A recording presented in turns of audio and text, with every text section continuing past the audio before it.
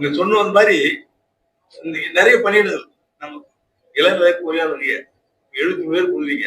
அது எனக்கே மிக கஷ்டமா இருக்கு. நம்ம கொடுக்க வேண்டிய 174 143 என்னமோ இருக்குன்னு நினைக்கிறேன். 120 இருக்குது. இன்னைக்கு படிச்சுட்டு பிள்ளைங்க எல்லாம் அது என்கிட்ட காலையில வரும்போது எனக்கு ரொம்ப சங்கடமா இருக்கு. ஏன்னா வயது முடிந்து விடுகின்ற அதான் இந்த அந்த வயது நம்மளால தளர்வு கொடுக்க முடியல. ஜியோபிட்டியில கேட்கணும் ஒரு கட்டாயம், மத்திய அரசு கேட்கணும்னு ஒரு கட்டாயம் வரும்போது அந்த பிள்ளைங்களுக்கு அடுத்து வேலை வாய்ப்பு கிடைக்காம போகுமோ அந்த பிள்ளைங்களுக்கு கஷ்டம். அந்த ஏஜென்ட் சொல்லுவாங்க வயது வரும்போது அது நம்ம தளர்வு செய்வது மிக சிரமமா இருக்கு.